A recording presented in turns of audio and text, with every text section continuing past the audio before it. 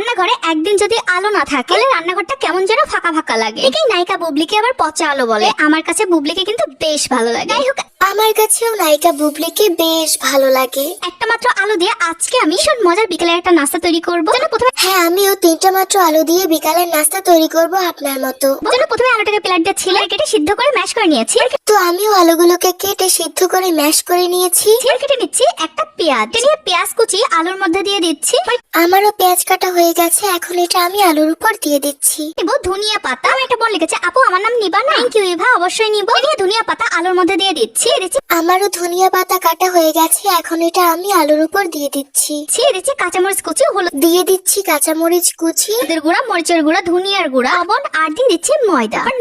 আমিও হলুদের গুঁড়া, মরিচের গুঁড়া, লবণ, ধনিয়ার গুঁড়া, জিরার গুঁড়া, স্বাদ বাড়ানোর জন্য ম্যাজিক মশলা আর দিয়ে দিচ্ছি ময়দা। সবকিছু খুব ভালোভাবে মিশিয়ে নিব।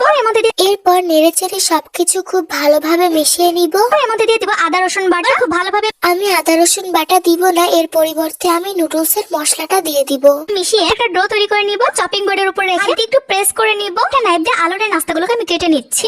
আমিও একটা নাইফ দিয়ে আলুর এই নাস্তাগুলোকে কেটে নিচ্ছি। এই নাস্তাটাকে ম্যাগি নুডলস দিয়ে কোট করে নিব। কিউট বলে গেছে। এখন এই নাস্তাটাকে আমিও ম্যাগি নুডলস দিয়ে কোট করে নিব। আমার নাম ভিডিওতে বলবো তাসনিম।